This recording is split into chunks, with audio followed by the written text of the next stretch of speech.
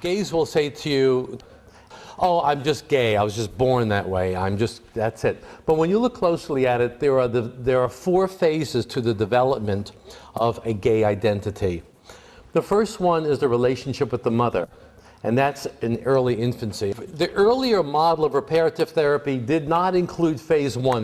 The early model of reparative therapy started phase two. We started with the relationship with the father, and that's how many of the ministries see it. The boy reaches out to the father. Father is distant, detached, uninvolved. The boy withdraws, and that is the beginning of homosexuality, or the beginning of the conflict that leads to the homosexual condition.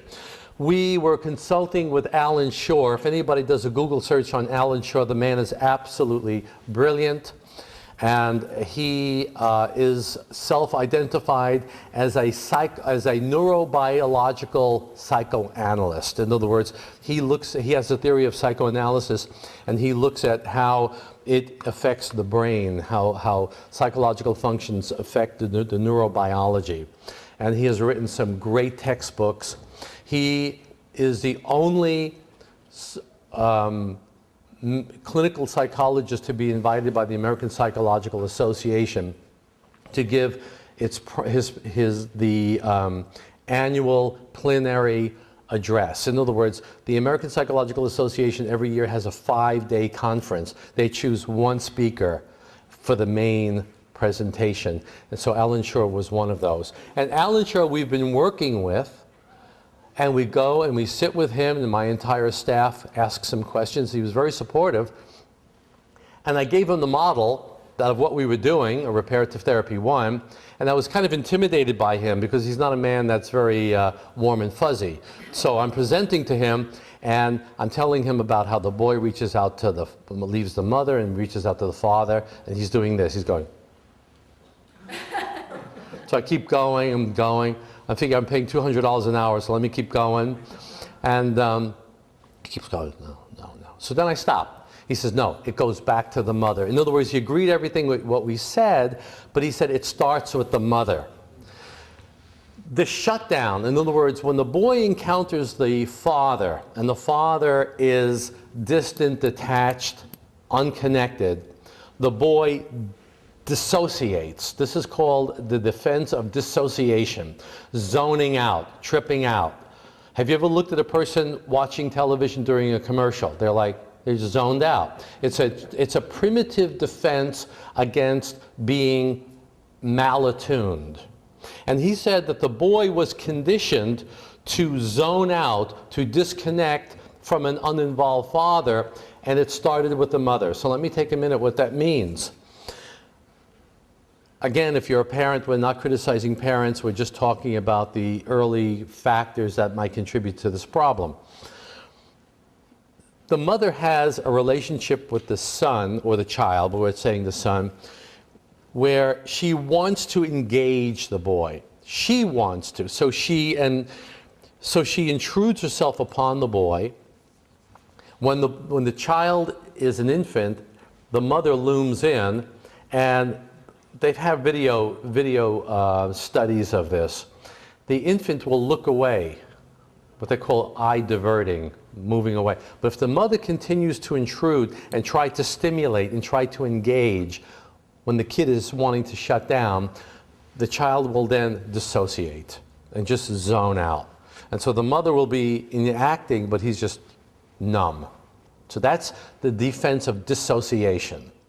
The other pattern is a mother who disengages. So the child is engaged with the mother, and then the mother suddenly disengages.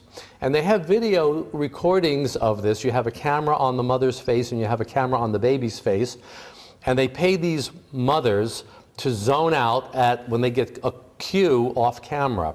So she's playing with the baby, and the baby is playing, they're animated, everything, and then she gets a cue to shut down. So suddenly she stops. And the child keeps going. And then the child notices that the mother is shut down, and the child overactivates as if to re-engage her. But if the mother holds it, the child panics and feels there's a loss. Suddenly mommy's face looks different. There's a disconnect. And the panic, if the panic continues, then the child goes down to dissociation. So you wonder what kind of a mother would be volunteering for such a subject, for a study like this, you know? Because it's very uncomfortable to see.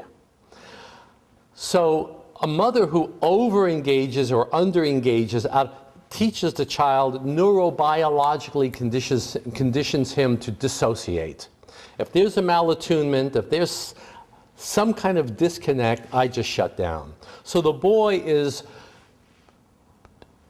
conditioned neurobiologically to shut down. So he reaches out to the father, and we know typically the fathers are disengaged. So he reaches out to the father, and if the father is disengaged, then he disengages.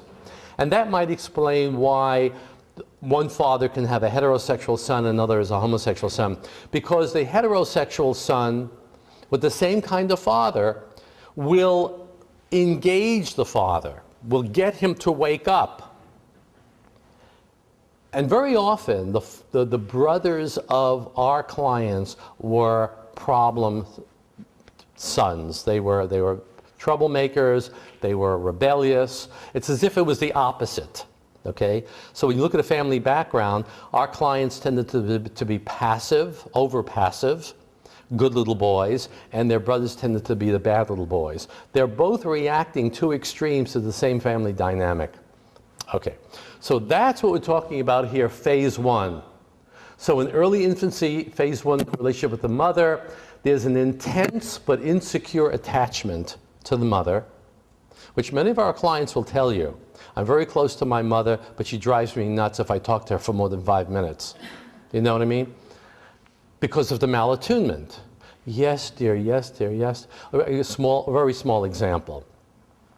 A guy I'm working with, he's talking to his mother, and he says, Mom, you know, he lost about 5 pounds. He says, Mom, I'm on this great diet. I lost 5 pounds. Oh, that's wonderful. You should do my diet. It's like malattunement. And he goes, wait a minute, I'm just talking about I just shifted over. That's the kind of malattunement that drive our guys crazy. Now he moves on to the father, and we're talking about 1.5 to 3 years old, the gender identity phase that we talked about last night. And that is where he should make his masculine bonding. That's where he should find his gender identity. But typically the fathers are emotionally distant, attached. So he encounters the father, and the father is either hostile or disinterested, and hitting up against that, his defense is dissociation. So we're seeing both participating in that. Moving on to phase 3, peer relationships, 11 to 13, early adolescence. That's when peers become very, very important, and that's when consciously the men that you work with will tell you their most painful experiences with peers. Peer rejection, feeling cast out, feeling not part of the group, being made to feel inferior. That is where homosexuality kicks in. For the first time, your client will recall around 11 to 12 years old his first homosexual attraction. That's the reparative drive. I want to connect, but I don't know how to connect. So I connect in fantasy. I connect, and people say, why is it sexual? What makes it sexual? If they're cut off and they want to reconnect, how does it become a sexual problem?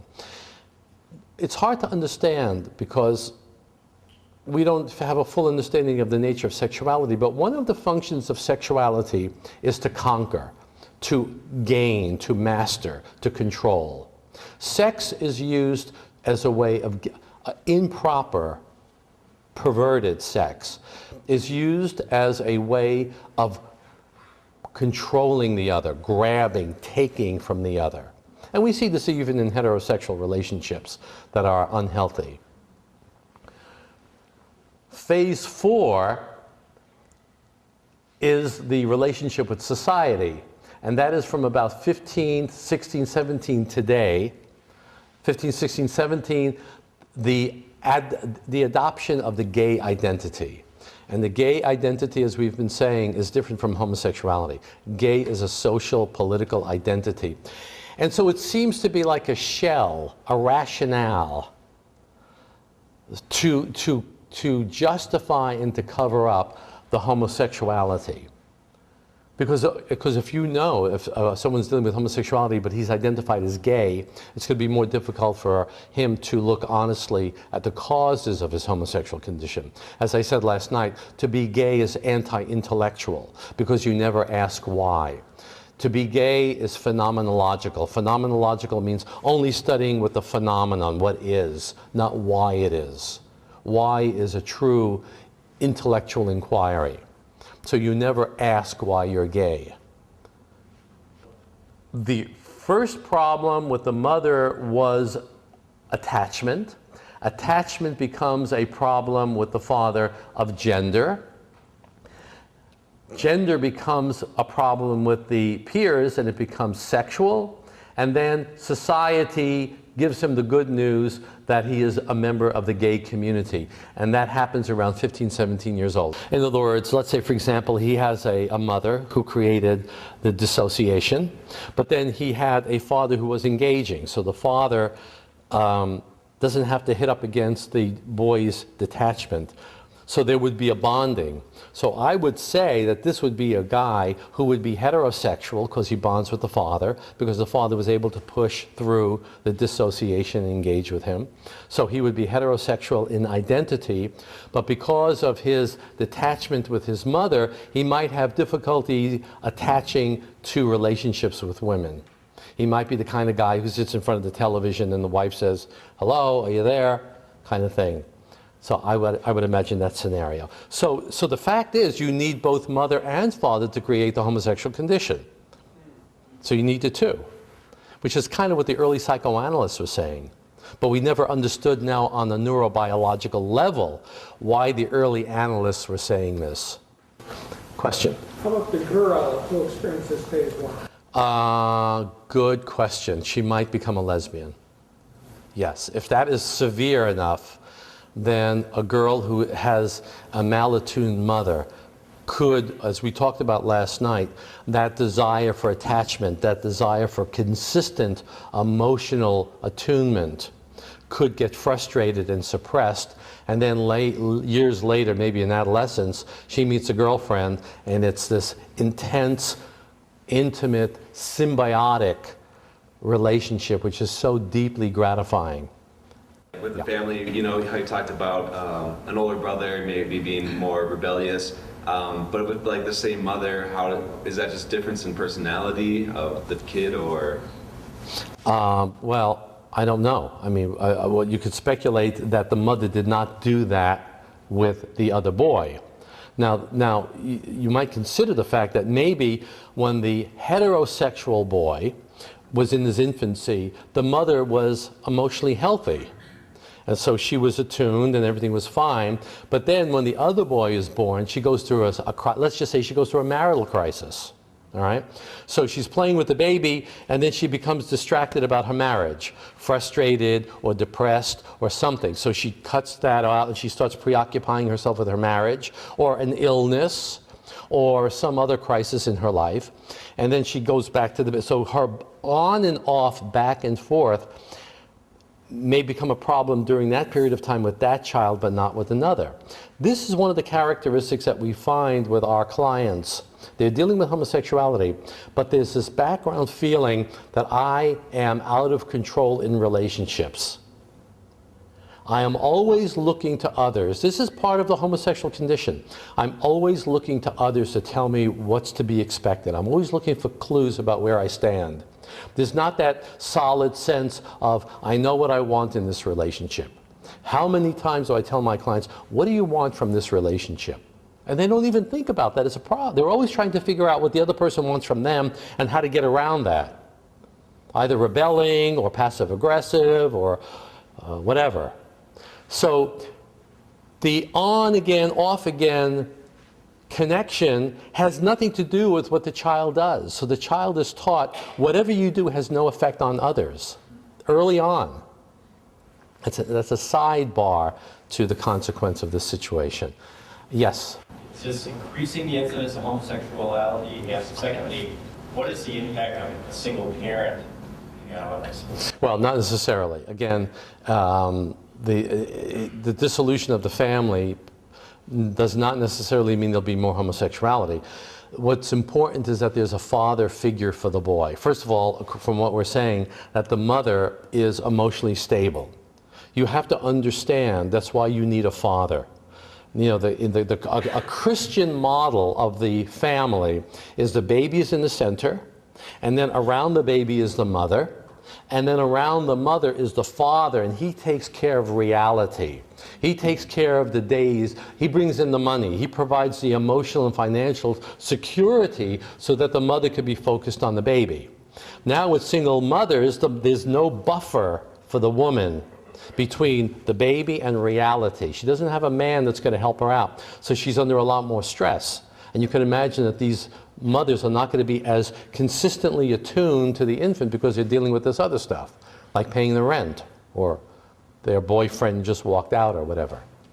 So there would be a correlation in that sense. But again, you need a consistent father, a father figure. Yes? So in the process of childhood development, baby bonds with mom, and then baby has to separate out from mom and attach to dad. If baby's bond with mom is Insecure. or if there's a significant breakdown, what is baby separating out from in that process? I mean, it never was. Did he bond with an idea of? No, there was some earlier bonding. There was some early infant bonding. It's not that there's no relationship. There is some early infant bonding. The separation individuation phase, which by the way happens at the same time as gender identity phase. This is important for us to understand. The gender identity phase for the boy, which is to say his awareness of being a boy, happens at the same time of separation individuation from the mother. So it's his maleness and mommy's femaleness, the difference between that helps me become my own person. But if there's an over-enmeshment, if there's a blurring of boundaries, if I'm not sure where mommy ends and I begin, then my sense of masculinity as distinct from her is blurred. It's not clean. That's where you need the father to come in and slice it and say, you're on this side with me. And the kid gets that objectivity. Now I can see mommy as a woman and she's different from me. That sets up, now that's very interesting because we said for the homosexual, men are objects of curiosity. For the heterosexual man, women are mysteries and objects of curiosity. Because when he disidentifies with the woman, now she is other than him. And that's going to set up a curiosity. Women are interesting. What is it about women? See, because now he wants to go back. So if you look at it as a swing, he moves away from the feminine in order for him to be able to return to the feminine as a man. The homosexual never did that completely. Yes? A pregnant mother who didn't know the identity or sex of her child before he was born. What if she said things like, if he's a boy, I'm not going to bring him home from the hospital? Very serious, very serious. So if a mother who says, if the baby is born a boy, I'm not going to take him home, well, that's a very serious. Not only is that serious, I mean, she's like, there's something really wrong with her. You know what I mean? We're not just talking about preference here, you know? Something really wrong. Okay, that's just a question. Was there some study with identical twins? And what did they find? Oh yeah, well that was another insane report. They did a study of, now get this, I'll give you the results and let's see if you can figure this out. They did a big study soon after the Simon LeVay study. I think it was Bailey and a few others. Bailey, I don't remember exactly. Pillard and Bailey, okay.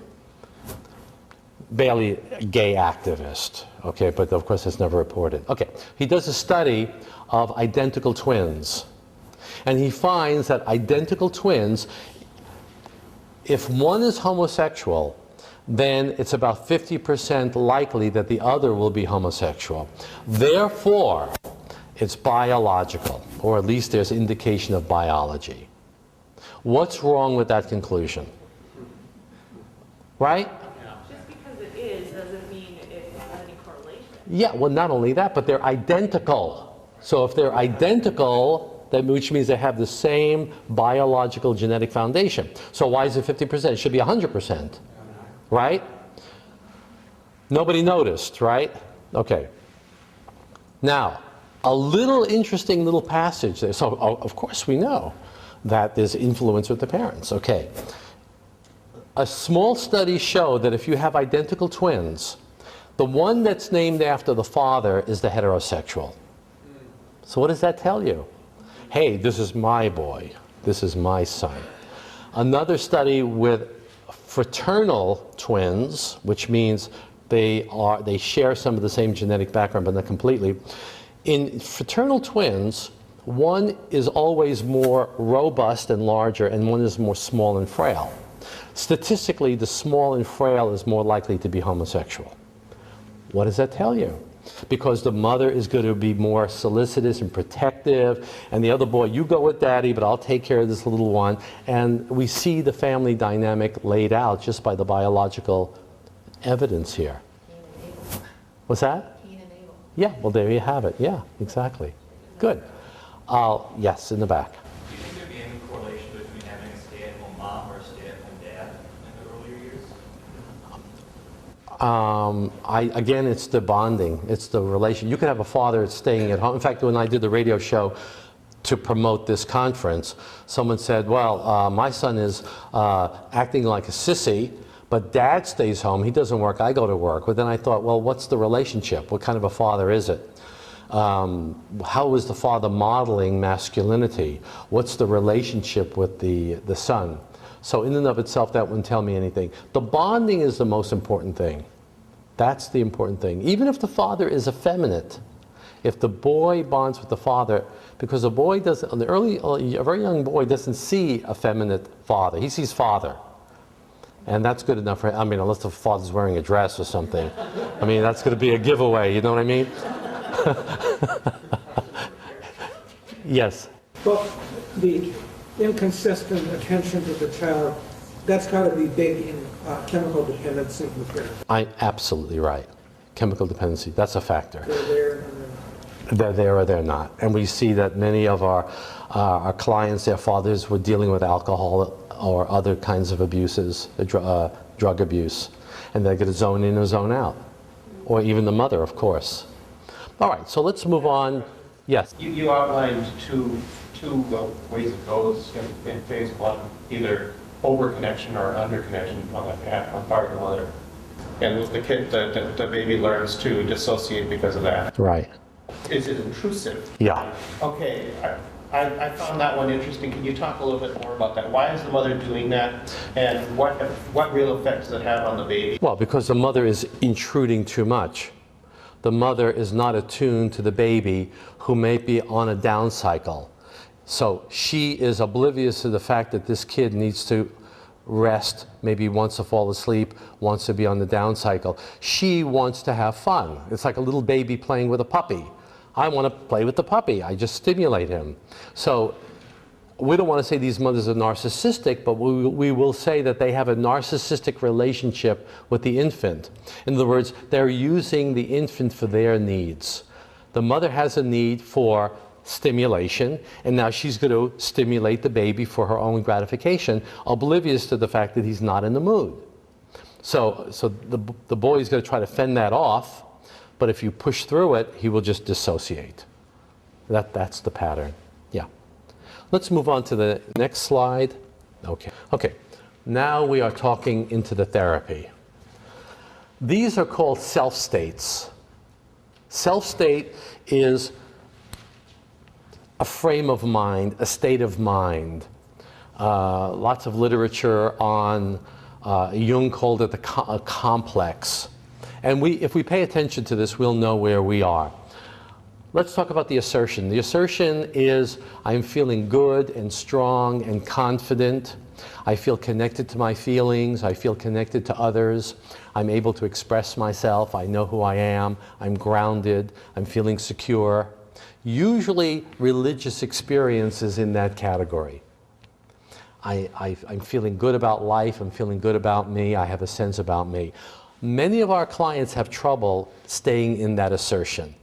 Some of them have trouble even identifying it. I saw a man, a Pakistani actually, a Muslim, for the first time Thursday before I came here. And he couldn't relate to the assertive state. We had to spend about 15 minutes trying to recall it, and we were able to recall it, and I'll tell you how we get them to recall it. What I'm saying here is that you cannot go from assertion to homosexuality. When you are in your assertive state, when you're feeling good and grounded and solid and secure, it may come to you as a thought, but there's nothing compelling about it. You have to go from, and look at the arrows, from assertion to shame to gray zone to homosexual enactment. Now, like I said last night, my wife says never speak in absolutes. I am speaking absolutely. This pattern always works. Those arrows only go in one direction, and that's how it goes. So, you say to your client, you cannot go from assertion to homosexual enactment. That's the good news.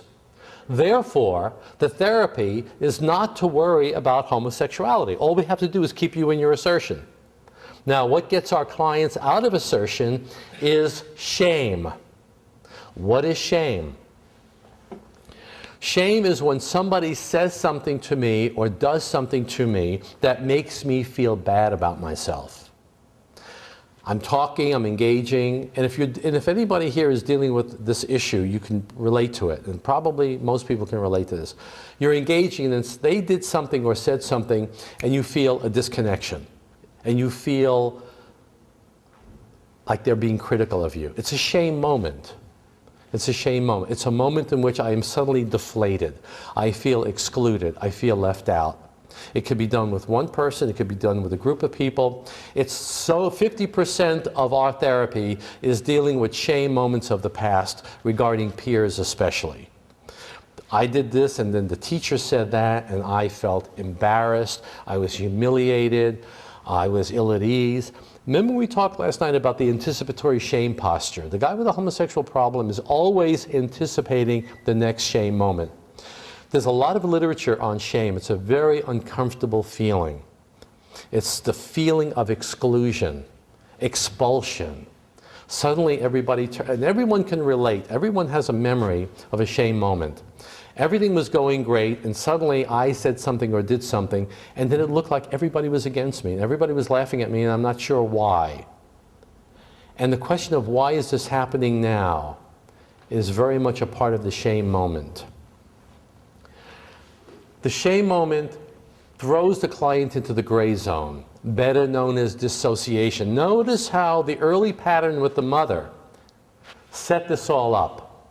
Because when the mother dissociated, the kid drops. There's an affect collapse. Okay? When they're in their assertion, they feel solid and strong in their chest. If we had some videos, if I had time to do this, I'd show you videos of when the guy moves into his assertion, he feels strong and solid in his chest and in his shoulders. This is what we call somatic markers of assertion. So we teach our client, when you want to go to your assertion, feel that solid feeling in your chest, in your shoulders, and they get that. The gray zone is blah, disconnected, shut down, depressed, vaguely irritable, lonely, negative thinking. And then from there, the idea pops of acting out. That's the pattern. On the side is grief. Grief does not fit that, what we call the preceding scenario, the sequence of events that lead the person to homosexual enactment. So a client comes in and he'll say typically, and every client in reparative therapy has to memorize that, and they have to know where they are on that. So a client who's just beginning therapy will say, yeah, I acted out on Friday night. No, I acted out on Saturday night. Okay, fine. If you acted out on Saturday night, can you follow the sequence to go, I don't know. I can't, all I know is it suddenly occurred to me, I think I'm going to go act out. Acting out can mean anything, pornographic, whatever that means for the person. I said, well, let's do detective work. We call it detective work. When was the last time you were in your assertion? And they can't even remember when they were in the assertion. I go, well, let's see now. You acted out on Saturday night. How did you feel Saturday morning? Saturday morning, lousy. Yeah, I remember waking up. Okay, fine, you're in the gray zone. How did you feel Friday night? Friday night, what did I do Friday? They don't even remember because they're in the gray zone. They don't remember because they're out of it. Friday night, yeah, I stayed home. Okay, you're in the gray zone. What happened Friday morning? Friday morning. Oh yeah, I remember. Friday morning I felt pretty good. Good, all right. So you were in your assertion. Tell me about it. I woke up Friday morning. I was looking forward to having lunch with my friend. I was going to meet him for lunch and everything was great. I did this, I did that around the house. I was looking forward to it. I went, I met him. And how was the meeting? The lunch was nice. We were talking. And then you get the aha moment because they're poking around and I see it before they say it. They go, ah. They go, ah. The aha moment. Well, they say, it's very interesting because sometimes they get the wrong moment. They go, well, I think it was this, but the affect is not there. They go, then they get it. Okay, what was it? I was having lunch with Tony, straight guy. If he's Tony, he's got to be a straight guy, right? I mean, who are we kidding? If it was Steven, that's another story. But anyway, it was Tony. And I was talking to Tony, and I was talking to him about something very important to me, and I was telling him, and he was very interesting, and suddenly his cell phone went off, and he started talking to someone. And I felt a drop. It's that simple. I feel, because they've been sensitized from childhood to malattunement means drop, collapse.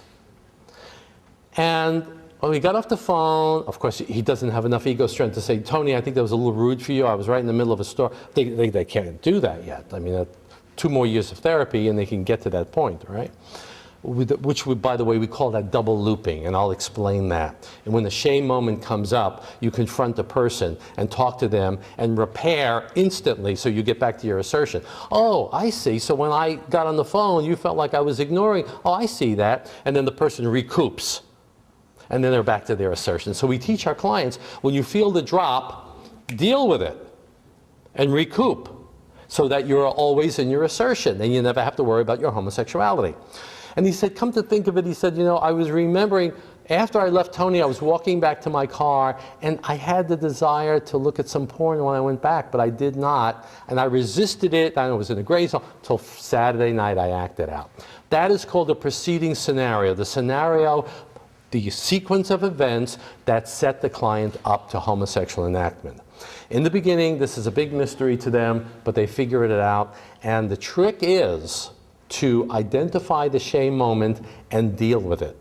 Now, let me spend a minute on a close-up picture of the assertion-shame transition. Now we're getting into a little neurobiology. If this is getting confusing, I hope not. Try to follow me on this. We have left brain, right brain. The left brain is left for logic, linguistic, linearity, the thinking part.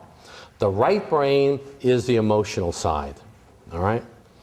When you're talking to a person and there's an attunement, your right brain and their right brain is connected. There's a flow back and forth between right brain and right brain.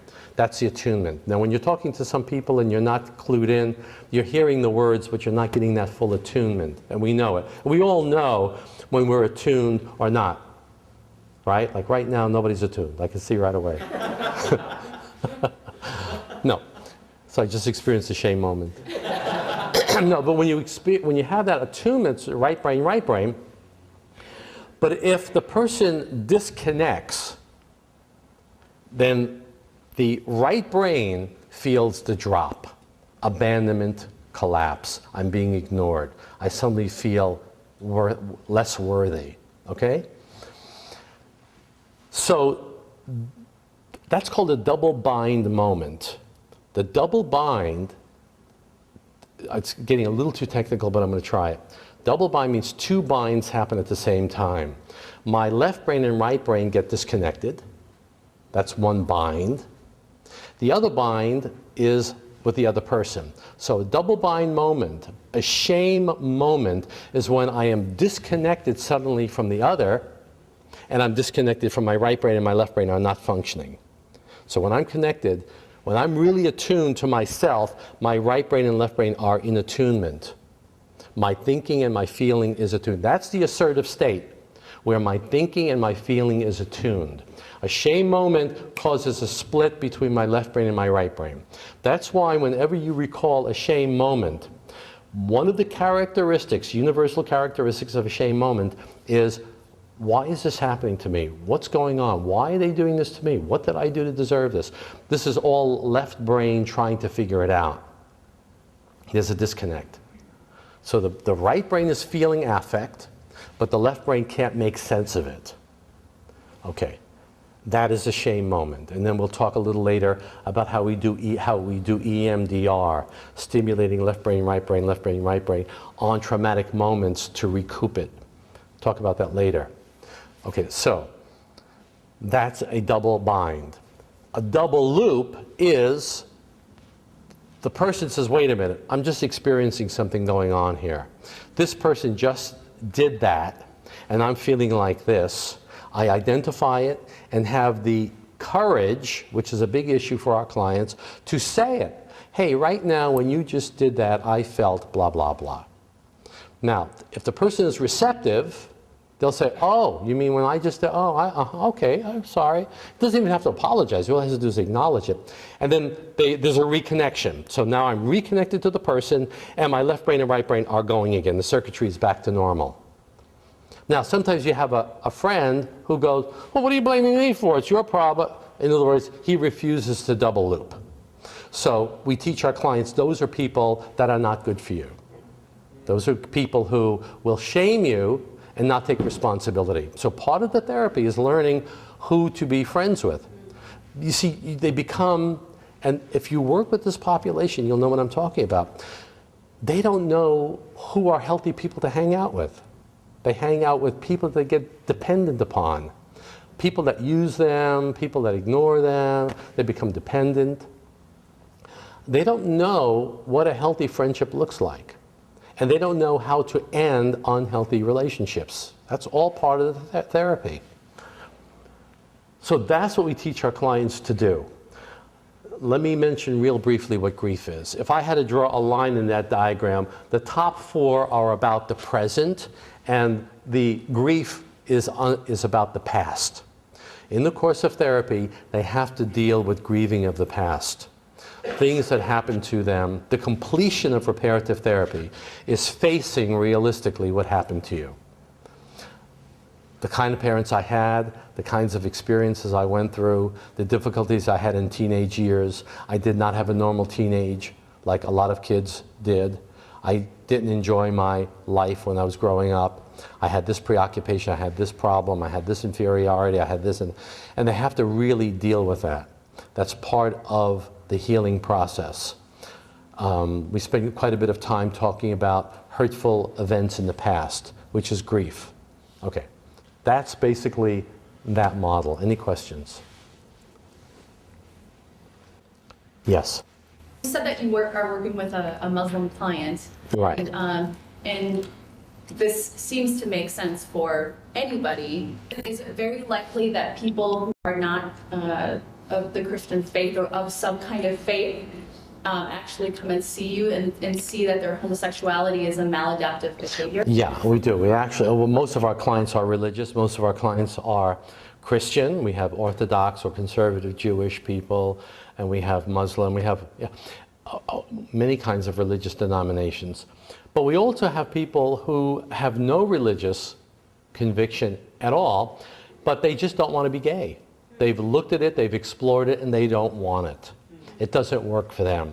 It brings them more unhappiness. It's tempting in the beginning, but every time they act out, it just doesn't satisfy. So it's not necessarily a religious conviction. It's an experiential kind of thing. Yeah. That's a lot of information, especially double bind, double loop. Very difficult. Yeah. It talks about the family dynamics and how each person fits into this have to look at the sources of the shame. You have to look at the sources of the shame. And it could be from older brothers, it could be from an older sister, usually not younger siblings, usually not younger siblings. Sometimes they will have a younger brother who is very bossy and very strong and very aggressive. But that sometimes happens, but usually it's an older brother, older sister, mother, father. That's what you're dealing with. If you have sexual molestation from someone outside the family, that's another additional trauma. What we're saying is trauma is the source of homosexuality. Let me talk a little bit about EMDR. And this is a new technique that we have introduced for the last 3-4 years. EMDR stands for Eye Movement Desensitization Reprocessing. A psychologist about 20 years ago, her name was Francine Shapiro. Francine Shapiro was walking to work one day, and she was thinking about something troubling, something problematic in her life. And as she was walking through the park, there were these birds, maybe white pigeons, flying around, and she was looking at them. And then she went back. When she returned to the thought, it didn't have the negative charge that had happened just a moment before. And she said to herself, well, what did I just do? And she started to experiment and realized that by moving your eyes left, right, left, right, left, right, regarding a painful memory, the negative affect goes down. And that after a while, you're able to look at the memory and have no negative reaction. And we find that to be shame. That's how we deal with shame in the past and shame in the present. And you could try this on your own sometime. Think of something that when you recall it, it's disturbing, and you move your eyes left, right, left, right. And we do that for about 40 seconds and stop. And then whatever they say, then we'll continue, we'll do that. And usually about maybe 20 minutes later or whatever, depending on the intensity of the trauma, we wipe it out. And sometimes we'll do 10 traumas, 15 trauma, 20, as many as we need to do to bring them all down. And then we'll go over each one and go, do you remember the time when the scoutmaster yelled at you in front of all the scout? He goes, yeah, 0. Do you remember when your mother scolded you in front of your friends? 1, no problem. 0 or 1 we'll accept. But usually it's 8 or 9 when they start. And these are all shame moments because, again, our clients were conditioned to be shamed. So we're wiping that out. Now look at how that fits. Now, why left, right, left? What is that doing? She didn't know why moving your eyes has that effect. Because what you're doing is you're stimulating left side of the brain, right side, left, right, left. So you don't have to just move your eyes, you can tap. Or we have earphones.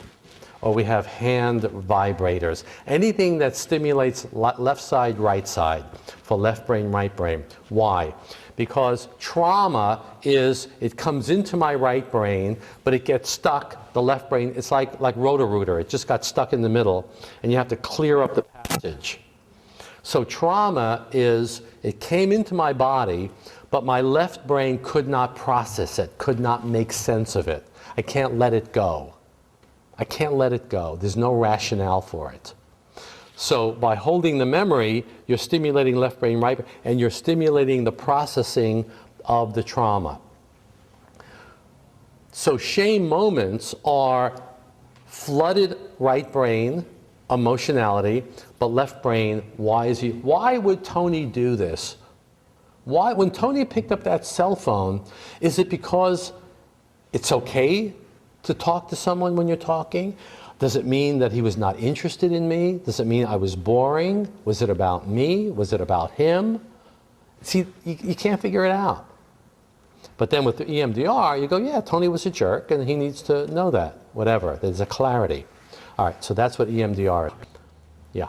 Statistically speaking, or just from your own experience, do Christians, the Christian clients you have, do they have a greater ability to overcome this that you've seen in terms of? I think they do. I think religious, and when we say Christian, of course we're Christian, but also Orthodox Jews and religious Muslims, and I have we have Mormons, we have Seventh-day Advent, we have, what was the other one? It's like a cult, but no, I shouldn't say it's a cult. Maybe it's, I don't know. It's one of those it's working for him, I can tell you that. Okay, look, so in other words, if they believe that there is a God in their life and that this is counter to God's will, that is powerful because that keeps them focused. I got to tell you an interesting story because sometimes we say that we were talking last night about how clients have to be motivated. Sometimes I will have a client who has no motivation to change and then just spontaneously changes.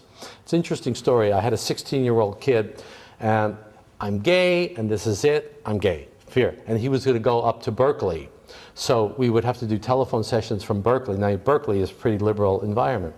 So he goes up there and we're doing telephone and the only reason why he's talking to me because his parents insist. So he's up there and he meets a bunch of gay guys and he's out there and having a great time. So he has a group of gay friends and then his roommate was Christian and he starts talking to the roommate and the roommate introduces him to a Christian group. So he gets going with that. And so now he's got the gay group and he got the Christian group. Of course, they don't know anything about each other, it's two separate. But he's seeing how the gays talk to each other and how they treat each other and how they treated him. And how the Christian guys were treating him differently. And little by little, he became less interested in the gay sex. And he became more involved. And then he was baptized as Christian. And he has no more homosexual desire. And it's not like willful, it's just like not there anymore. So sometimes you just sit with people. And then you get the credit for curing them, but I didn't do anything. You know? So you just don't know how people change. I mean, I remember Irving Bieber was the great man before us who did over 100 homosexual. He did the big study. He was the one that came up with the triadic relationship, distant, detached, critical father, and he was the one that really statistically proved that with over 100 psychoanalytic patients. And I met him at 84 years old, a few months before he died. And I said, don't you think that motivation is very important? He says, yes, but not always. Not always? He says, no, sometimes they just change, and you don't know why. See, this idea of fixed gender is ridiculous. Camille Paglia is a lesbian activist, and she disagrees with the gay community. She says, we know that sexuality is fluid. People swing in the course of their life from one way or the other. Okay. I also said to him, but does it mean they change completely? He says, no, not necessarily completely, but sometimes, it's just everybody on a continuum. And every case is different. And that's more art than science, because we can teach you fundamentals, ideas to keep in your mind that you want to apply to the class. But in the final analysis, there's a kind of chemistry that happens. As long as you develop a relationship with the client, that the client trusts you and likes you and believes, he knows that you believe he can change, even though you're not pressuring him. I have a number of guys. They'd say to me, I'm gay, I don't want to change, but it's nice to know that you think I can. They like that idea. Okay, any other questions about this? Yes? What would your counsel be to someone who recognizes they're in a gray zone? First of all, yeah. What would be my advice to someone, how to recognize they're in the gray zone? If they recognize they're in the gray zone. Okay, if they recognize they're in the gray zone, what advice do I have for them? Okay, well, of course you want to get them out of the gray zone. One of the little truisms of reparative therapy is nothing good comes from the gray zone. Okay, it's a shutdown mode. And the problem when you're in the gray zone, you're not even motivated to get out of it. Have you noticed? It's like, I don't care. So sometimes I'll have a client come in, and right away you can see they're in the gray zone. What do you want to work on? I don't even know why I'm here. And we would try every method. Silent treatment, okay? You look at me, I'll look at you, okay? The eyeball, I'll be thinking about what I want for lunch, okay? And looking at the clock, and that didn't work. provoking them, being nice to them, they're shut down, you can't reach them. What we find, the technique around that is to say to them, how long have you been in the gray zone? And trace it back. If they get the aha moment, then I say to them, right now, go to that moment, how did you feel then? And they feel that jolt. And that we start working, then they become alive. You see, it's very interesting because to engage in homosexual activity, you have to lose yourself first. Really, you have to lose, think about it on the theological level. You have to forget the greatest gift that was given to you, which is your unique identity. God gives each individual a unique identity. You have to forget that before you can sin. So it's interesting because the aha moment is almost like where, oh, that's where I lost myself. Do you ever notice when you lose your keys? You're looking around, and then when you see your keys, you go, what do? You go, oh, there it is. See, there's a jolt of recognition. So the client has a jolt, oh, that's where I left myself. And then when they remember that, they become alive again. You can't enact homosexuality when you're alive. I mean, think about it. You know, who was it? Saint Ananias. He said, God is manifest as man fully alive. When man is fully alive, that's when God is manifest. So when God is manifest, there is no homosexuality. There's no place for it. You could see a lot of homosexual activity in childhood as an attempt to connect. Attention, affection, approval. These are the 3 A's. These are the 3 emotional needs that are behind homosexuality, the 3 A's: attention, affection, approval. But there are a lot of people who engage in homosexual activity in childhood, in adolescence, who are not homosexual. Then how do you explain that? Because they had the essential gender bonding. So they may engage in homosexual activity. It was fun, exciting, interesting, but it doesn't have an impact. See, there was no vacuum that it filled. See, when there's an emotional vacuum of affirmation, masculine affirmation, then that homosexual activity has an impact because it fills a deep, deep need for belonging. But if that child already has it, he may engage in the behavior, but it doesn't have the long-term effect. That's just how it is. Yes? Do you find with this the same results with, let's say, 40-year-olds as you do with teenagers? Oh, absolutely. No, this is for everyone. This is for all our clients. This is for all our clients. Absolutely. Yes? Yes. Can this model be applied to other behaviors? Yeah, it's very interesting. I designed this out of our clients, which is primarily, exclusively homosexual. But if I give a conference at a psychological meeting or something, someone will come up to me and say, you know, I work with addicts, and that's exactly the model. That's exactly the model. So that's very interesting. Yeah, it's true. This model work for women too? No, not as much, I don't think. I think it's more of an emotional bonding thing. Women don't use sexual enactment, especially impersonal sexual enactment, as an affect regulator as much as, it's a different story because of the male-female difference and because of the gender issue for the male.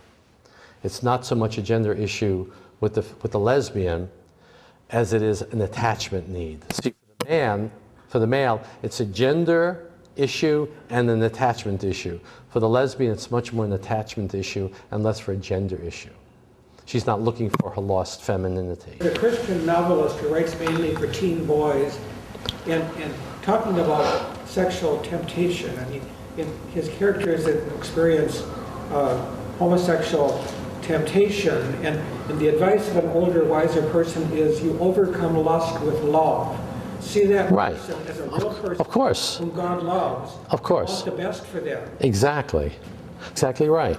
So when you introduce the human relationship, the sexual interest diminishes. And that's what I'm going to talk about in a few minutes. So what you do is make him a real person. And when you make him a real person, it's hard to sexualize. Because what we're discovering is there is a fantasy enactment in homosexual activity. All perversions, including homosexuality, in the sexual act, you make the person something that they're not. You make them a fantasy, and you become a fantasy. Now, this is so unconscious that when I tell it to my clients, they don't even know what I'm talking about. I say, when you act out, who do you become? They go, what do you mean, who do I become? Think about it. And they begin to discover that they either have to become a passive, wimpy, helpless, weak little boy seeking the powerful male, or they are the powerful male punishing their hurt little boy. Because that's where the conflict is. Remember, homosexuality is born out of conflict. And the conflict is, you were shamed. I reach out to daddy, he makes me feel like a nothing, and I believe him. I really am a nothing. See, that's the damage. I really am a nothing. I mean, if the kid could say, there's something wrong with this guy, that'd be fine. But he doesn't have the ego strength because Freud said in 1917 that when the loved one withdraws, the child blames himself because the child cannot tolerate not having a parent. Because if I say he's nuts, then I don't have a father. I can't afford that. I'd rather have a father and blame myself for being flawed. That's the origins of shame. So homosexual enactment is the enactment of that. I'm either the weak little wimp trying to get this big, strong male love, or I'm the big, strong male love punishing the wimp. Because there's always an element of punishing the weakness within you. The healing of homosexuality necessitates the acceptance of that hurt little boy. And that's where you go to grief. The grieving process is realizing that all your life you've been punishing that weak little boy who was shamed. So you're coming back to yourself. There's a healing. Shame is like a blade that cuts the person off. In the case of homosexuality, it cuts him off from his masculine gender. That's a shamed part of me. And the healing is the reuniting with that little boy and the forgiveness of that little boy. And when they're in that place, and you could see this, I'll say, now, have a homosexual thought. They go, why? It's irrelevant. I did this a couple of years ago. I did a big conference in London, and the gays were screaming outside. I don't know if you ever, they were yelling. We couldn't even hear ourselves because it was so loud. It was a room like this. And at the end of a two-day conference, it was a two-day conference, I was the only speaker. And at the end of 5 o'clock on the second day, I said, well, let's make a practice situation. So they all went for coffee and whatever. I said, if there's anybody that wants to volunteer, we'll do a live session. So a 17-year-old kid came up to me, and he said, I'd like to volunteer. I said, okay, great. Okay, so I said, what do you want to talk about? He said, I'd like to talk about my relationship with my father. I said, fine, okay, good. He said, and my father's here. Oh, I said, your father's here. Great, so we'll have your father and you will do a dialogue thing. Great. So when they all came back, I said, all right, everyone get the chairs, make a big circle with the chairs, and we had a big empty space in the middle, and we had 3 chairs, the father and the son, and I sat there. And I said, all right, now, the boy, what do you want to tell your father? Just then the mother jumps up. She jumps up in the middle, and everyone is saying, sit down. She says, no, I have to tell my husband something. Okay, everyone, sit down, because they've been listening about the intrusive mother for 2 days, right? And she couldn't resist. She could not resist. She had like a red dress on. She was like a banshee running around. Everyone sit down. She had to say something so she whispers something to the husband. She gets it out of her system, and she sits down. I said, all right, now let's continue. Dad, I never felt you cared about me. I always felt that you were more connected to my older brother. You guys got along, and I always felt that we didn't have a connection, blah, blah, blah, blah, blah. And the father typically, well, I don't know what you're talking about. I don't know. And the boy is frustrated. And I'm saying, look, you're not really listening to your son's experience. And the father is being defensive. And then finally the father breaks, there was some clarity.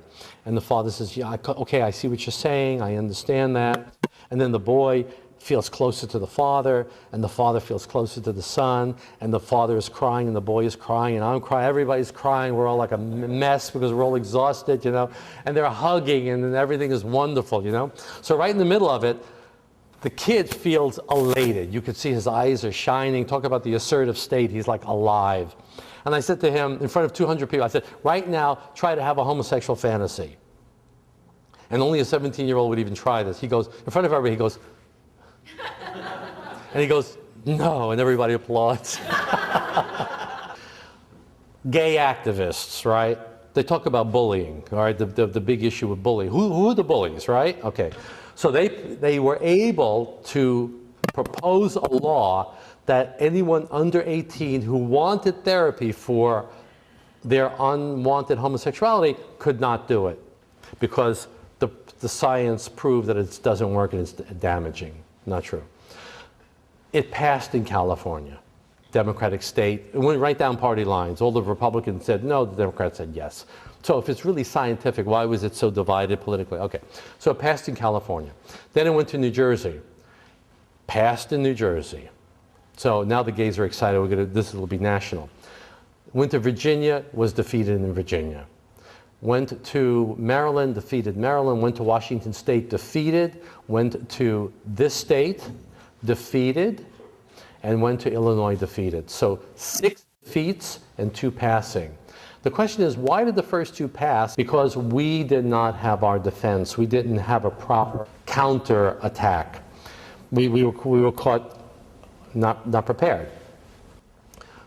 And our preparation now is to have individuals who are ex-gay telling their stories.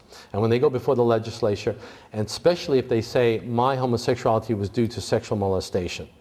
See, if you talk to them about distant detached father and neurobiology, they go, no. I was sexually molested, which a lot were, and that led me down a pathway of homosexuality, and I resolved, and that's been defeated ever since. So the appeal in both states? The 2 are on appeal. The 2 yeses are on appeal, and we think we're going to win it. And all the other states have defeated it, which is good. Yeah. I'm a voice teacher and have encountered these truths that you speak of a lot. And the pattern is very clear, and it is very heartening and sort of happy for me to see the clarity that you bring, and it helps. Thank you, I appreciate that. It's muddy. There's a lot of muddy. It's muddy because the culture is muddy, because the muddiers are dominating the discourse. You know, then they're doing a great job of it. You know, in the 50s or 60s, people would have been familiar with what I'm talking about, but it was blotted out. When the '73 decision happened, the American Psychiatric Association normalized homosexuality, which was a political decision. It blotted out this discourse. So when clients come in and I explain this stuff, they've never heard it before, but it sounded so logical. It makes such sense. I was just talking to a man during the break. He said, I'm a classic case. I said, they're all classic cases. Everybody has a different variation. You have individual differences, but the pattern is always there. In the meantime, the APA has no idea why people are homosexual. They're still looking for a gay gene, and yet we see this over and over again. It's an incredible lie, and the misinformation and the propaganda is so pervasive, but that's what we have to deal with, you know? Yes? At some point, it doesn't have to be right now, can you give some references for the female side of things? Janelle Hallman, that's the only thing I know. There's not that much written for women. Yeah. There really isn't. Well, maybe you'll be the one. Maybe you'll fill in the voice. But that's what she said 25 years ago. She said, well, maybe I'll have to do it. Yeah, good. Anything else before? Yes. Is there an appropriate way you see that how we engage this issue in a public manner? Are there ways we can alter our messaging, our approach on this? What's really very helpful is to speak of it as trauma. Now, this is very interesting because we are moving into EMDR, and EMDR is a whole new developmental school in psychology. And when we speak to EMDR people, and we say to them, oh, this is really very interesting. This is what we say to them. we use your EMDR techniques not to change gays. We're only working on heterosexuals who have a homosexual problem because of trauma, which makes no sense at all. But they all go, oh, okay. Because if they think you're trying to change gays, that's terrible. We're only working with heterosexual men with a homosexual problem, and that's what I said to Francine Shapiro. Francine Shapiro was the founder of EMDR, and she gave a conference, and I went up to her. I said, I have one client, I didn't want to tell her I have a whole clinic. I said, I have one client who thinks that his homosexuality is due to trauma in childhood. Do you think it's appropriate to use EMDR? And she, revealing her ignorance, said, yes, as long as his homosexuality was not biologically based. Well, how am I supposed to know? How does anybody know? We didn't give them a DNA test before they walk in? You know, it doesn't make sense. Explain EMDR. Well, we did EMDR's eye movement desensitization reprocess program, going back and forth and back and forth. We talked about that. That's EMDR.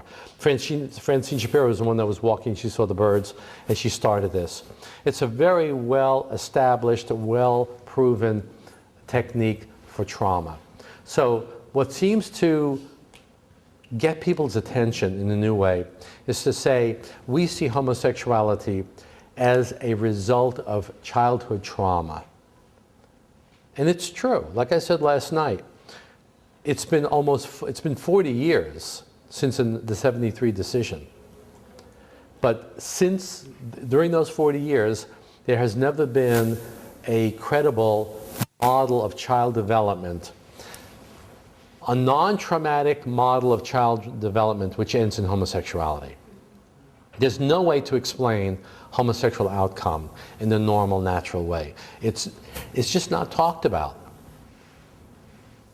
If you traumatize a child in a particular way, he will be homosexual. If you do not, he will be heterosexual. All right. Okay, now we do body work. Before we did EMDR, we used to do body work. So the evolution of reparative therapy is just talk therapy as the standard psychotherapy. And then we realized the importance of mentorship, where the therapist is not just a neutral, he's actively engaging. It's a mentorship. I'm a man, I am concerned about you, I am salient, and I'm going to help you work through this. That's what our clients wanted. If it was a woman dealing with lesbianism, we gave her a woman therapist. So that was the first evolution. The second evolution was body work. It talk about the triangle of containment. We say to the client, do you want to do body work on this? For example, if he says, oh, I just had a fight with my friend, and I'm very upset, and we'll say to them, do you want to do body work on this? What does that mean? That means visualize your friend, visualize a conflict, stay with your body, and stay connected to me. And if you do anything other than those 3 points, I'll bring you back. The triangle of containment, the guy in the middle is the client. And they say, okay, let's do it. So we'll just do it for a period of time during the session. And it fast forwards the therapy because it eliminates all the chit-chat. And if they talk about anything other than the image, the body, and connected to me, I'll bring them back. Now, the body sensations change, and the image or the visual might change in their mind, but that's okay. All right. What we have found is to do body work or EMDR on homoerotic images. Now, we don't use pornography. If the client wants to use pornography, fine, but we don't advocate it. I just say, come up with a picture of a male image that you would find sexually arousing. And they could use imagination, they could use fantasy, or they can use an actual picture. Actual picture is better because we have something tangible to hold on to. And I say, when you look at the picture, what do you feel in your body? Now let me go back, let me just go, there's so much information here. So let me go back to before we even talk about this, all right? When the client comes to you and you say to him, what is the homosexual moment, your homosexual attraction feel like? If you're walking down the street and you see a good-looking guy, what do you feel? Oh, I have a sexual attraction.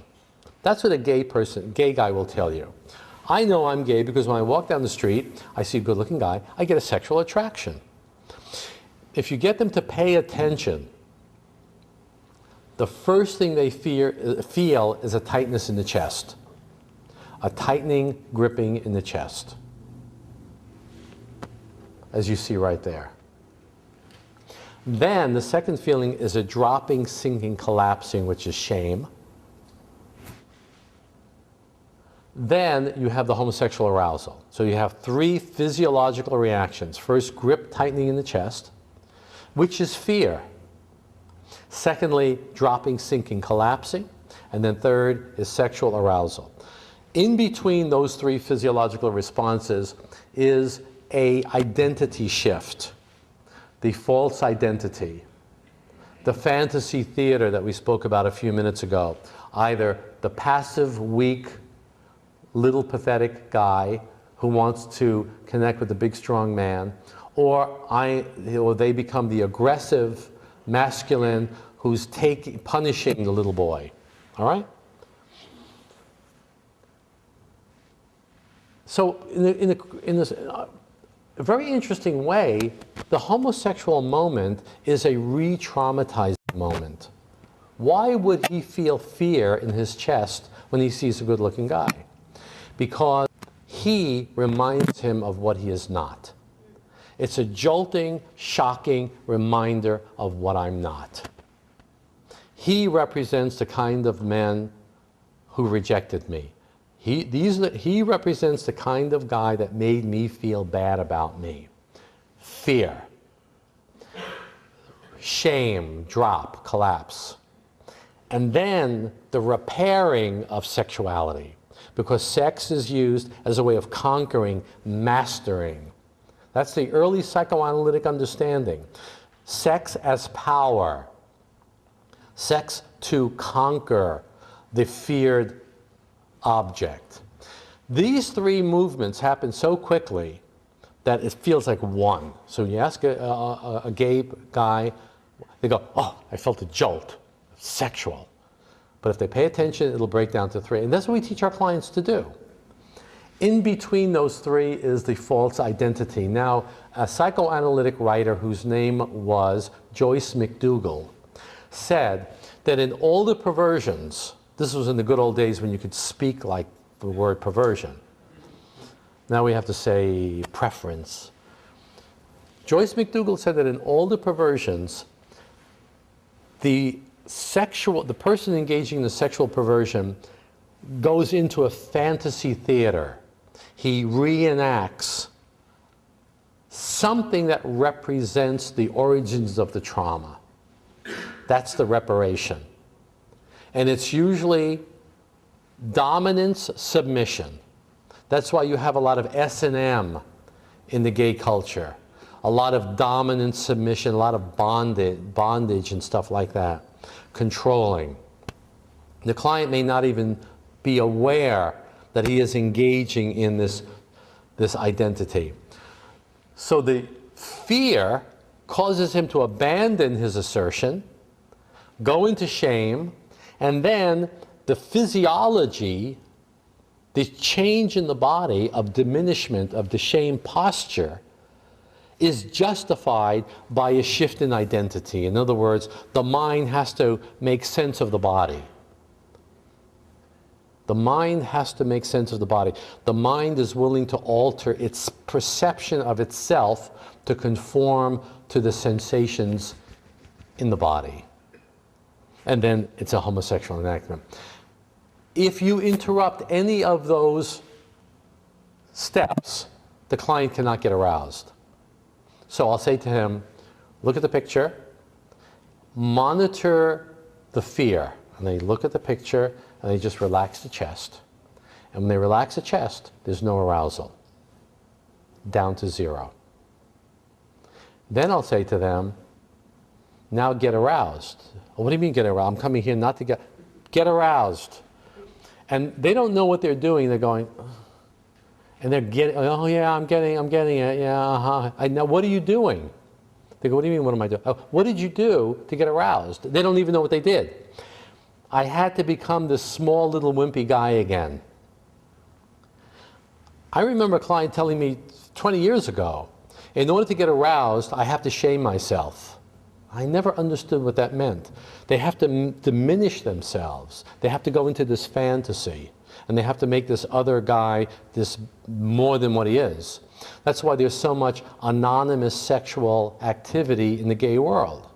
Because I don't want to get to know who this guy is. If I really know who he is, it's going to be harder to make him what I want him to be. I'm working with a client right now from Tahiti. He calls me from Tahiti. And he is Asian, and he's kind of small and thin and very young looking. And he has this fantasy of being a little boy with Big Daddy. Now, the guy he is involved with is a guy named Bruce who lives in San Francisco. And whenever he flies to San Francisco, he and Bruce enact this homosexual thing where Bruce is the daddy and he's the little boy. That's the theatrical enactment that Joyce McDougall is talking about. But if my client is aware that Bruce is an unemployed plumber living with his mother, it's kind of hard to get going. You know what I mean? And if he has to forget that he is a business owner with 6 employees, see, that's what we're talking about here. It's an abandonment of the true self in order to engage in homosexual activity. So if the client is able to stay calm, let's look at the right side. If he's able to stay calm in the chest and feel an expansive, open solidness, that will lead him to self-compassion. He will be connected to himself. His stomach and his chest area will be relaxed, and he will have a realistic perception of himself and of the other. So when he's looking at the picture, when there's no arousal, he's saying things like, why would a guy pose naked? Why would he be doing this? He doesn't look very happy. I wonder what they're paying him. I wonder what his day job is. See, I'm seeing him as a real guy. And I'm able to do that because I'm real. And as they continue to look at the picture, they go back and forth. So they'll say, you know, I'm really feeling angry at this guy, but you know, I'm not really angry at him. I'm angry at my older brother, who this guy reminds me of. So in other words, there's a clarity. So we're able to do grief work. We're able to look at stuff in the past. So we deal with present issues, which is, again, the same-sex issues of attention, affection, approval. I feel strong and I see clearly that I need to have good, real friends, that this picture is just a false substitute for what I really need. And I'm able to deal with grief work in the past.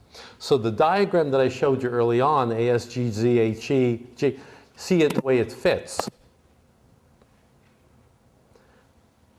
So a good-looking guy prompts shame, and that will throw him in the gray zone, which is the dropping, sinking, the false identity, and the homosexual enactment. You see how they fit in. The client who is in therapy has to know this. They have this memorized experientially. Let me give you just another scenario that we use, what's related to this. We'll ask the client to come up with a picture that he's aroused, either fantasy, memory, or picture. And he'll look at it, and I'll say, from 0 to 10, how strong is the arousal? 8. Put the picture down. And I say to them, on the scale of 1 to 10, where 1 is you're in a complete shame state, and 10 is you're in a complete assertion state, where are you right now? And they'll say, a 5. Okay, so we have a sexual arousal of an 8, and we have an assertion of 5. Those are your numbers. Then I'll say to them, let's build up your assertion. Let's see how you can kick into that good, solid, strong feeling in your body. And they don't know how to do it. Like, what do I do? Just willfully do that? I go, oh no. We're going to build it up with what we call person memory symbols. These are 3 things we use EMDR or body work. EMDR is even better. Person, memory, symbol. Can you think of a person, a man, that admires you, respects you, and makes you feel good about yourself? They go, oh, yeah. And they identify one salient man that affirms them in their masculinity. Visualize talking to him, visualize his face, and do some EMDR. Hands, audio, or visual. And we start to build up. And what do you get? What's your assertion? It went from a 5 to a 6. Let's do it some more. 5 to a 7. Great, we'll take it. Then we'll go to memory. Do you remember a time when you achieved something, you accomplished something, and you felt proud of yourself, and people around you recognized it, and they gave you that affirmation? Yes. Feel it in your body. EMDR, back and forth, builds it up. What's your assertion? 8 or 9. Let's go for a 10. Think of a symbol that represents your masculinity. A symbol that is private to you, that matches your desire to overcome your SSA and be the man you want to be. And it's very interesting what they come up with. By this time, the unconscious is working. One guy will say a granite rock. Another guy will be the fishing rod that my grandfather gave me. Another guy will say the logo of a Mercedes-Benz, whatever. Another guy said, these are what these guys have reported. Another one said James Bond. Another one said my workout equipment, my wristbands that I use at the gym. One guy said my penis. I said, fine, put it in the computer there. Just go with that.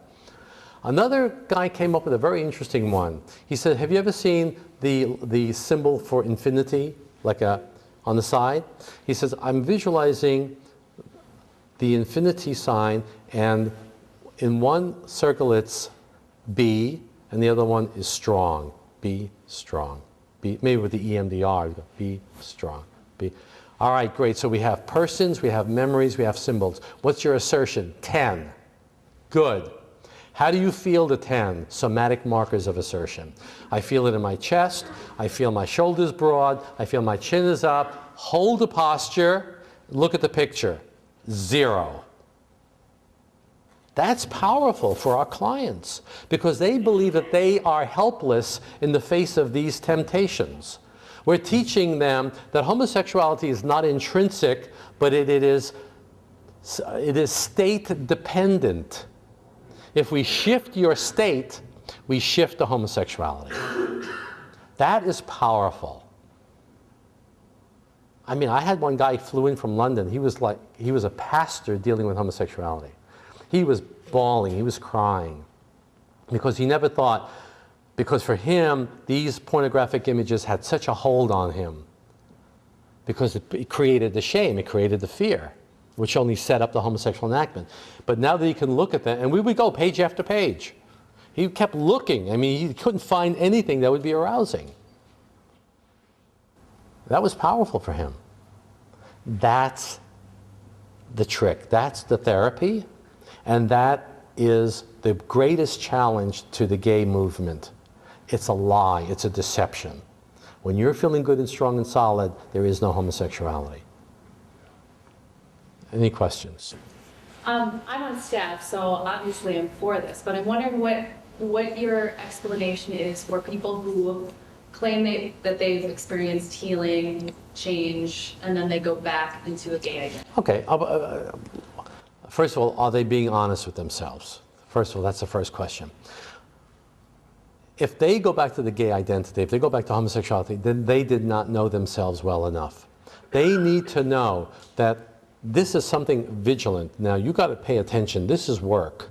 You have to stay in your assertion. You got to know that preceding scenario. If you feel shamed, you got to identify it. You have to take responsibility for it. Because when they fall, if you talk to them, I was not staying in touch with my friends. My wife was dominating me. I would work extra hours at work. So they lost themselves. That's what you have to pay attention to. The homosexual temptation you don't have to deal with. You have to pay attention to yourself. One of the ministry guys said to me, when my homosexuality comes up, it's a signal that I'm not taking care of myself. And that's exactly right. In my book, Shame and Attachment, I have a poem written by someone. Thank you, homosexuality. Thank you. Because you tell me that I'm not in tune with myself. When that comes up, I say, okay, what's going on with me? See, suddenly the attention is away from him back to me. I come back to myself. So if they go back, they didn't learn their lesson and they were not applying their lessons. That's simply that. The metaphor, the relationship between shame and homosexuality, I say if you work on the shame, you don't have to worry about your homosexuality. It's like a man who goes to a doctor. He says, doctor, I have a lower back problem. And the doctor says, let me see you walk. So the guy walks up, turn around, come back. He said, stop. He said, lift your shoulders up, lift your chest up, and walk like that. And the guy starts walking. He says, wow, there's no pain. He said, that's what you got to do. Just worry about your posture. So the guy is very happy, goes home. 3 days later, the back pain. If I change my posture, it goes. So the pain is a reminder of my posture. If I walk correctly, there is no pain. And that's where the religious dimension, if I'm walking correctly, if I'm walking in my true God-given nature, and my true God-given nature is to be alive to myself and alive to others. Because shame is a loss of self. The theological implications of reparative therapy are brilliant. I mean, think about it. Be not ashamed, be not afraid. Christianity began, fear. If you look at the picture, without fear, there's no arousal. If you get scared, there's arousal. When did Christianity begin? When Jesus was born? No. Christianity began when the angel appeared to Mary. What's the first? That was when the divine world and the human world met. When the angel appeared to Mary. What's the first thing that the angel said? Be not afraid. The first words of Christianity is be not afraid. If we become afraid, we lose our center. And that opens us up for all kinds of sin. Yes? You do the eye movement thing. Do you suggest to your clients they do that when they get tempted? Yeah. Okay. Yeah. And then, but did I understand you even when you're doing the positive stuff? Now this is really very interesting. And the fascinating thing about this is that EMDR diminishes homosexuality and increases opposite sex attraction.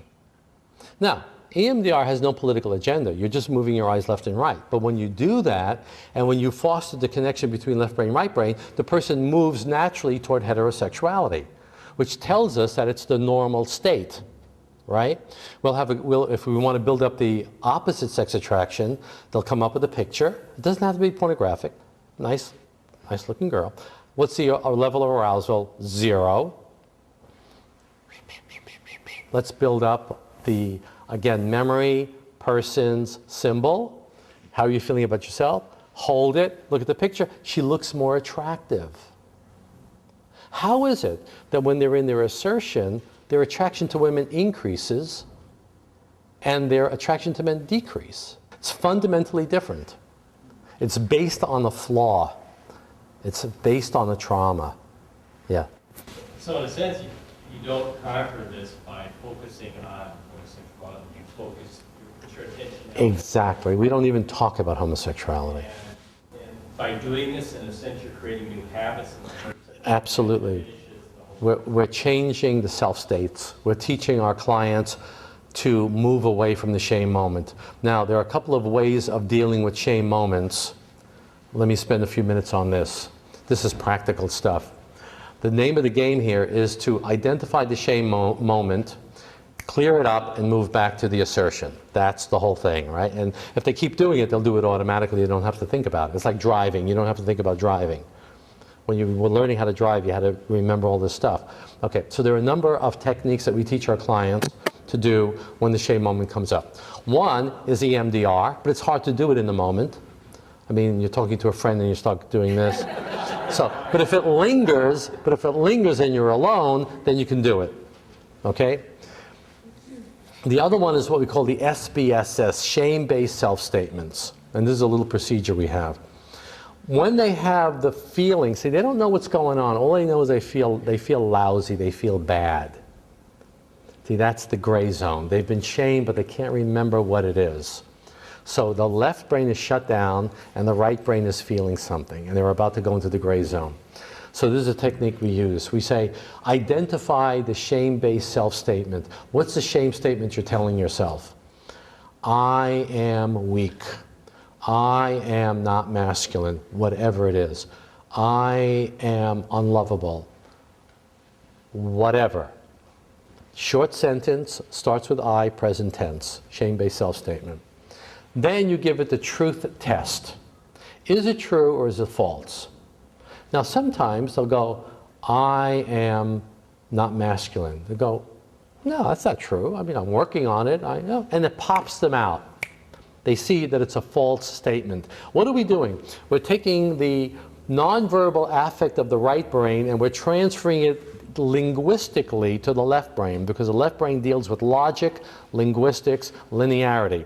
So now in the form of a shame-based self-statement, the left brain can look at it and assess it. And it's containing the flooding of the right brain. It's putting it in context. And it'll say, no, that's wrong. And the person will pop out of it. There'll be a unification between left brain and right brain. Now, what if it's true? I really am not masculine. I really am. My left brain is saying, yeah, the feelings you're feeling are justified. You're not like all the other guys. Then you ask the next question, why is it true? By the way, gays never ask why. Why is it true? And the why will always lead them to the past. Because of my background, because of what happened to me. If I'm lousy in baseball, because no one ever took me out to show me how to throw a ball. Because I spent so much time with my mother and no one took me away. That's going to lead to self-compassion and grief.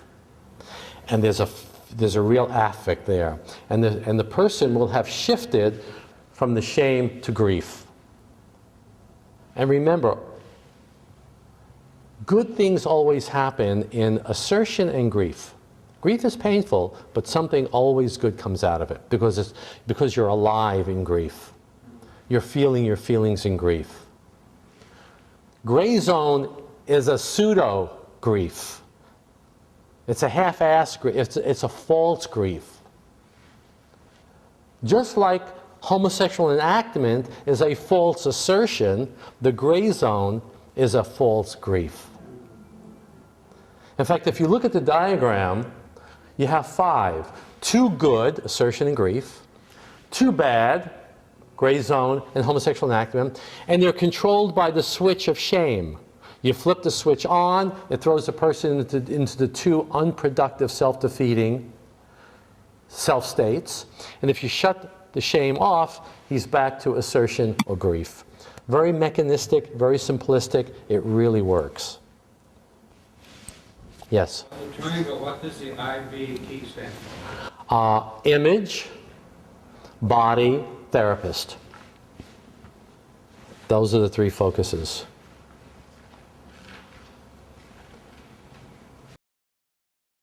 By the way, we have it on video. It's really very interesting. The kid looks at it, he gets an arousal, then we do the whole thing, and then it goes down to 0, and then we keep doing it, and he has an arousal for a female. And it's about 20 minutes. Very, very impressive. But you see, you're doing that because you're showing the client that your homosexuality is determined by your own state of mind. That's very powerful. But to really produce long-term change, you just can't keep doing that. To produce long-term change, you have to do EMDR on past shame memories to clear the circuitry. Otherwise, they keep tripping over themselves. They get out of it, but they trip over it. So you have to go back and wipe out those early shame memories. And the shame memories are always about gender. Yes? So somebody who doesn't struggle with homosexuality, when they are engaged in the shame phase. How does that? Well, it'll probably put them in the gray zone, and it'll probably lead them to some kind of unhealthy adaptation. I mean, there are healthy affect regulators and there are healthy affect regulators and unhealthy affect regulators. Unhealthy affect regulators might be sexuality, drug, spending, whatever. And healthy affect regulators are primarily relational, including our relationship to God. That's an affect regulator. How many times do we get frazzled and we turn to prayer, or we turn to prayerful meditation and we get centered? That works for us. Yeah. Yes. What works to help someone break out of a victim mindset? Say again, I'm sorry. What do you find helps someone to break out of a victim mindset? Van den Aardwijk talked, he said that the characteristic of the homosexual condition is self-pity. And we see that there's a victim mindset built into this. Okay? By the way, the gay political agenda is a projection of their victimhood onto the society. You're making us feel bad. Okay? So it's a cultural projection of their victimhood. Okay? And they will stay. The client will never move forward in therapy if he holds on to his victimhood. So he has to look at the consequence of that. What's the price you're paying for surrendering your own personal power? What's the price you're paying for remaining as a victim? And we'll do some confrontive therapy there. The other thing which you're trying to do is teach him how to identify his assertion. And characteristic of the assertion is the phrase we use, feeling and dealing. When you're in your assertion, you're feeling your feelings and you're dealing with your feelings with others. You're dealing with others with your feelings. So feeling and dealing is another way of saying I'm present to myself and I'm connected to others. That's not being a victim. What they do is because why? Because of their family background, the relationship with the mother and the father, my parents didn't attune to me. There was nothing I could say or do that would get them to see me for who I am. All my clients tell me, I think my parents loved me, but I know they didn't know me. They didn't understand me. Universally, they did not feel understood by their parents. What does it mean to be understood? It means that when I express a part of me, the other person gets it. And that gives me a sense of competence. That gives me the sense that if I express myself, I will be heard. The victim doesn't believe he will be heard. That's why he's a victim. He doesn't believe that his words will have influence. So that's to answer some of the how to deal with the victimhood. But it's that passivity which is a big part of a big obstacle for the healing. Yes? Is there a book out there that's kind of a layman's guide to understanding this? Yeah, it's the book I wrote. Yeah. What's the title? Shame and Attachment Loss. Notice I didn't want to use the word homosexual, because in those days, only a couple of years ago, the gay guy working at the Barnes & Noble would hide the book. They couldn't find it if they had homosexual on the cover. So we call it Shame and Attachment Loss. And then in small print, reparative therapy. Because it is about shame. It's really not about homosexuality. And it is about attachment loss. Yes? Has any of your work been influenced at all by Leanne Payne? No, not really, no. No, she uses more of a religious, although we agree with the model, which is it's a cannibalism to taking in the masculinity that she's currently. This theme of homosexuality as a reparative drive, that the male homosexual is trying to pull the masculinity, this goes way back to Freud. And we are writing this book on the history of reparative therapy. And we are going 1910, 1917, and we're getting the photographs of these early analysts who made these fantastic insights. behind every homosexual is a heterosexual. I mean, things like that. They would say this, you know, really insightful. Narcissism. Oh, the road to homosexuality is through narcissism. The early mother-son relationship. All this stuff has been buried, it's politically buried. You can't find these books. They no longer, we're trying to track down the books. They're not in the universities anymore. They're on these, you have to go to old used books. Google old used books and you get these great books. And we're going through them and we're really seeing how they said and saw what we're seeing today. But we're seeing, I mean, now we got the neurobiology. They didn't have EMDR. They had free association. What was free association? You put somebody on the couch and you sit behind them and you say, whatever comes to your mind, just speak. Free association, you're talking. Of course, free association is a slow process. And the person in analysis would go 5 times a week. Imagine, 5 times a week. In fact, when Socarides was an early founder of North, it was founded by myself, Ben Kaufman, and Socarides. And Socarides and I did a workshop on his therapy and my therapy, and I said it's once a week for about 2 years, and he said it was 9 to 11 years, 3 to 5 times a week. 9 to 11 years, 3 to 5 times. Why? Because it's free association. What are you doing with free association? What you're doing is you're taking from the right brain and you're verbalizing in the left brain. So you're connecting that. That's one loop. And then you're looping with the therapist who you feel understands you. And you understand him and he understands you. So what you're getting with EMDR is a lot faster. In fact, with EMDR, you get out of the way. I was doing EMDR with someone last night, and I didn't mention it to you, but I wanted to get out of your line of vision. I should be doing this, but we were sitting, so it was a little bit, I didn't want you to see me. So the analyst would get behind the client who's lying on the couch, because he wanted to get out of the way of what they called the working through process. Now we know working through is unification between left brain and right brain. Think about it, you know, cigarettes, say right now, gay is very in, right? But remember, when you look at 1920s, 1930s, you see people were smoking and it was so cool, it was so chic to smoke and drink. If you saw one of the great American classics, Casablanca, they're always drinking and smoking. And now you don't see drinking and smoking on the screen because we know it's not healthy. Maybe there'll be a time when a person comes in with a homosexual problem, we'll be able to really look at the shame spots and zap it immediately. And then the gay movement will be dead. And and generations will have to look at gay pride parades to see what they used to look like. Can you imagine? Wow.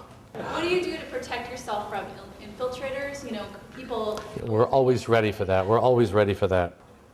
Oh, how do I deal with people that might be infiltrating? Okay, well, the way I tell my staff is you assume everyone is a plant. So you do it straight. This is what we offer. We're not condemning you. We're not making you feel bad. If you're here to explore your heterosexual potential, fine. The things we have to stay away from is guaranteeing cure, never making them feel bad about themselves, which we would never do anyway, and never saying to them, you'll never find happiness in the gay world. Here's the studies, here's the statistics, here's the evidence, you decide for yourself. So we treat every client as if they're a plant. We had a plant a couple of years ago from, he was a reporter from The Advocate, and we didn't know, and my therapist treated him, didn't know, and he wrote the story, and the only thing he could say, the worst thing he could come up with, is that there was a Bible in the waiting room, which we keep a Bible in the waiting room. That's all he could say. But we treated him very, very well, and we do. See, this whole notion that we make people feel bad about themselves, we shame them out of their homosexuality, we don't even talk about homosexuality. We talk about what it represents. Yeah. Yes? Are the dynamics changing? Is there more of a militancy, or are they starting to realize, hey, I think the militancy is the same. The change that we see is that the younger kids are coming in with a lot more gay propaganda. It's on the websites, the gay chat, so they come in ready to argue. They were told by their friends that we're going to do damage. When their gay friends find out that they are in reparative therapy, their friends freak out.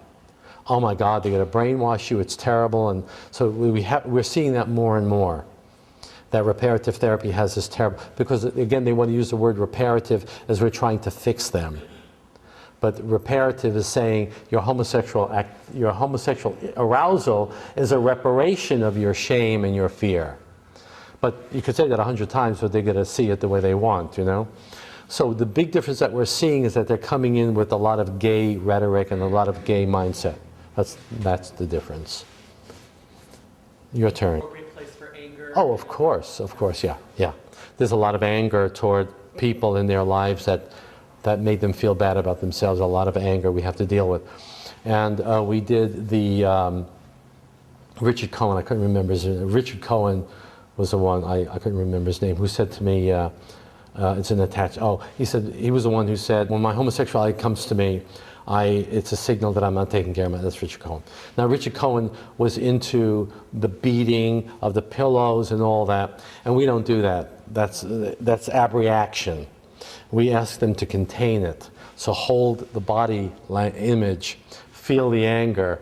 So in the B, body is anger. Feel the anger, but sit in the chair and feel it.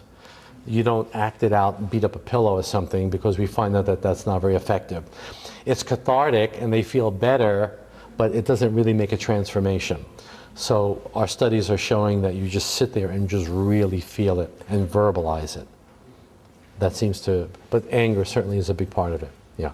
Yes? Would you please talk more about the relationship between the gay male and the older brother, fear and hostile? Yeah, those are the words that Freud used. Freud was a genius. He might have seen maybe 6 homosexuals in his entire career. But what he saw, he was able to pull out the essence of it. And he said, quote, if a homosexual has an older brother, it's a feared, hostile relationship. And I've never seen an exception to that.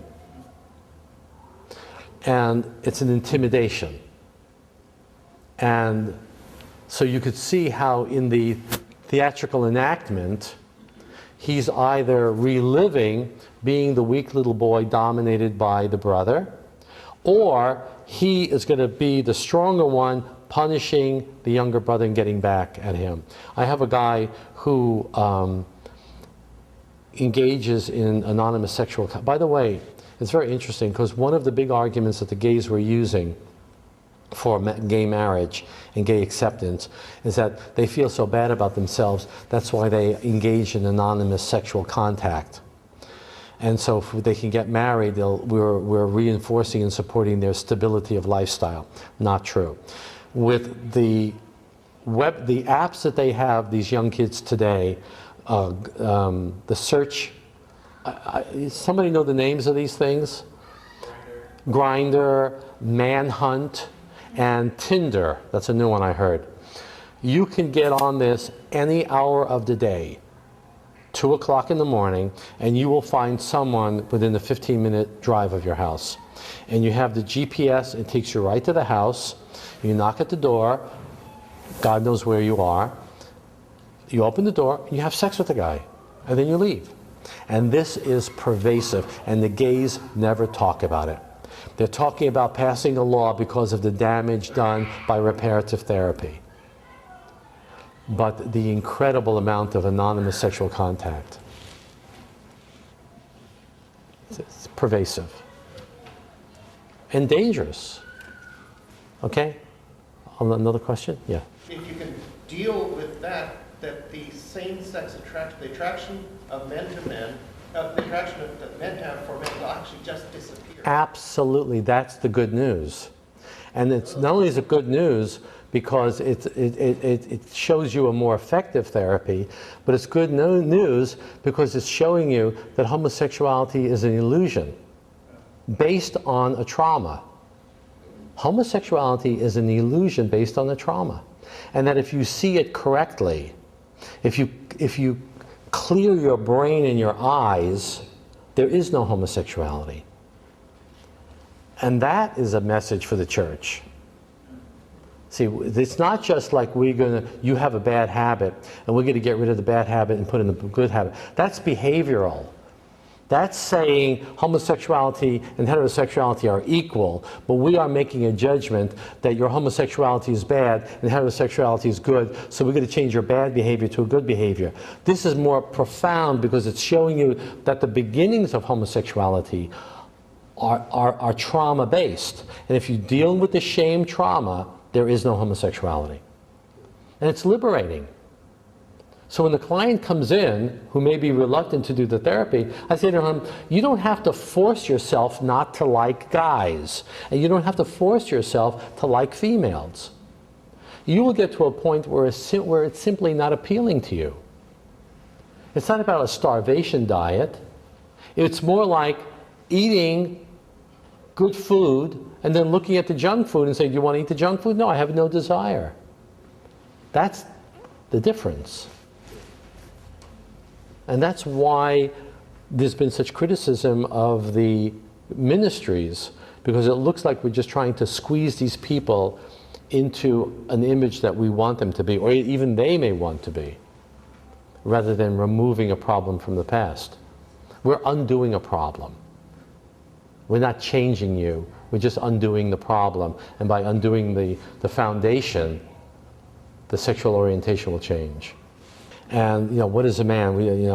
It's very interesting because if you ask a little boy and a gay man, what is a man? They're going to give you a picture of a big, tough, rugged guy, cowboy, policeman, or whatever. That's why they're into dress up, you know.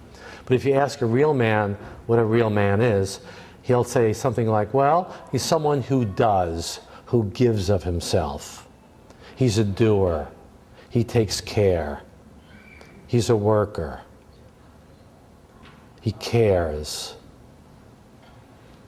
It's not as glamorous, but pretty much it comes down to that, doesn't it? Yeah.